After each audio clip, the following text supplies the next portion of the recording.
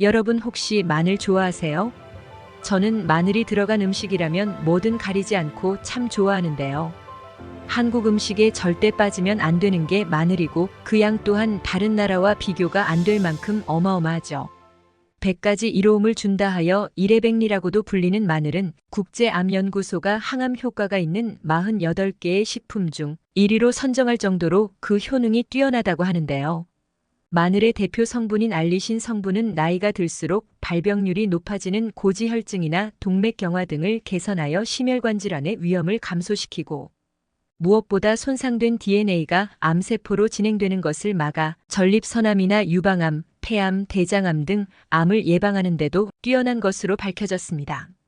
그 중에서도 특히 대장암은 육류 위주의 식습관 또는 기름진 음식, 햄이나 소시지 등 가공육의 섭취가 원인이 된다 하여 서구형 암으로 알려져 있지만 우리나라 사람들은 서양인이 아님에도 불구하고 대장암 발병률이 무려 아시아 국가 중 1위, 전 세계에서 4위를 차지할 정도로 암 발병률이 높다고 합니다. 이때 평소에 마늘을 꾸준히 챙겨 먹는다면 마늘의 알리신 성분뿐만 아니라 암을 예방해주는 알릴설파이드류와 S알릴시스테인 성분, 유기성 게르마늄과 셀레늄 등이 암을 억제하고 예방하는 데 큰 도움을 줍니다. 미국 노스캐롤라이나 대학의 연구 결과에 따르면 생마늘이나 익힌 마늘을 하루에 반쪽씩 꾸준히 먹어도 위암과 대장암 발생 위험을 각각 50% 그리고 30% 줄일 수 있다고 합니다. 그런데 이렇게 맛있고 많은 사람이 즐겨 먹는 마늘을 잘못 섭취하면 우리 몸에 치명적인 위험이 생길 수 있다는 사실 혹시 알고 계셨나요? 건강을 위한 올바른 마늘 섭취법과 최악의 섭취법을 지금부터 알려드리겠습니다. 차근차근 끝까지 확인하시고 가족들에게 좋은 정보 공유하셔서 우리 가족 모두의 건강을 함께 지켜냅시다. 구독과 좋아요는 언제나 감사합니다. 마늘이 독이 되는 경우 첫 번째는 수술을 앞두고 있는 분들입니다. 조만간 임플란트나 발치, 치질 환자 등 수술을 앞두고 있거나 수술을 한 지 얼마 되지 않은 분들은 마늘 섭취는 되도록 피하는 것이 좋은데요. 마늘은 혈전 생성을 방지해 혈액순환을 원활하게 하는 효과가 있지만 또 그만큼 혈액 응고가 잘 안 된다는 특징을 가지고 있습니다. 국제마취학회에서 발표한 한 사례 중에는 매일 마늘 12g을 먹은 환자의 척추를 수술하던 중 과다출혈이 발생했다는 보고가 있으며 마늘 성분이 함유된 식이보충제를 복용한 환자의 수술 부위 주변으로 진물과 멍이 번진 사례도 있다고 합니다. 이 때문에 전문가들은 적어도 수술 일주일 전부터는 마늘 섭취를 중단하길 권장하고 있는데요.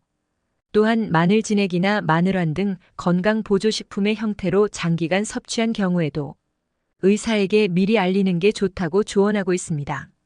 마늘이 독이 되는 경우 두 번째는 항응고제, 항열소판제를 드시는 분들입니다. 복용하고 있는 약 중에 항응고제나 항열소판제를 처방받은 분들은 마늘 섭취에 반드시 주의하셔야 합니다. 스텐스 시술이나 판막 수술 부정 정맥 환자들은 심장 박동이 불규칙해져 혈전이 생기기 쉽기 때문에 이를 방지하기 위해서 항응고제나 아스피린을 처방받는 경우가 많은데요. 여기에 더해 마늘이 혈전을 예방하고 혈행을 좋게 한다고 해서 무턱대고 많이 드시는 분들이 계십니다. 마늘 역시도 혈전을 줄이고 혈소판 응집을 방해하는 특징이 있어서 앞서 말씀드린 약과 함께 복용할 경우 혈액이 너무 묽어져 멍이 잘 들고 출혈의 가능성이 높아지며 피가 한 번 나면 잘 멈추지 않는 등의 부작용이 나타날 수 있습니다. 따라서 이런 약을 복용하면서 마늘이나 마늘이 들어간 건강보조식품을 장기간 섭취하고 있다면 꼭 정기적으로 혈액 검사가 필요하고 경우에 따라서는 약의 용량을 변경해야 하는 경우가 있으므로 주치의와 꼭 상의하시기 바랍니다. 마늘이 독이 되는 경우 세 번째는 마늘에 곰팡이가 폈을 때입니다. 가끔 마늘을 잘못 보관하다 보면 상처가 나고 곰팡이가 핀 것을 볼 수 있는데요. 몇몇 분들은 마늘에 핀 곰팡이를 대수롭지 않게 여기고 그 부분만 도려내서 드시는 분들이 계신데 이러한 행위는 몸에 매우 심각한 부작용을 일으킬 수 있습니다. 마늘에 핀 곰팡이에는 아플라톡신이라는 아주 강력한 독성이 들어있는데요. 이 독성은 미국 국제암연구소에서 사용을 엄격히 금지한 인체 발암 물질 1군에 속하는 아주 무서운 성분입니다. 이것이 우리 몸속으로 들어올 경우 간세포를 빠른 속도로 파괴하고 간암은 물론 신체 전역으로 퍼져 우리 몸의 각종 암을 유발하게 되는데요. 이 독성은 물에 끓이거나 익혀도 사라지지 않으며 썩은 부위만 도려낸다 하더라도 눈에 보이지 않을 뿐 이미 마늘 곳곳에 독성이 퍼져 있기 때문에 아깝다고 생각하지 마시고 미련 없이 과감히 버리는 것이 좋습니다. 마늘이 독이 되는 경우 네 번째는 위가 약하신 분들입니다. 마늘에 함유된 매운맛을 내는 알리신 성분은 강력한 살균 및 항산화 효과와 더불어 위암을 유발하는 헬리코박터균까지 억제하는 효과가 있지만 마늘을 필요 이상으로 과도하게 섭취할 경우 위벽을 자극하여 속쓰림 같은 위통을 유발하기도 합니다. 특히 위가 안 좋으신 분들은 위암이나 위경련, 위점막 출혈 또는 위궤양 증상을 더욱 악화시키거나 새로운 궤양을 유발할 수 있기 때문에 이러한 분들은 생으로 섭취하는 것보다는 익혀서 드시길 권장드리겠습니다. 그렇다면 이와 반대로 마늘을 건강하게 섭취하기 위해서는 어떤 방법이 효과적일까요?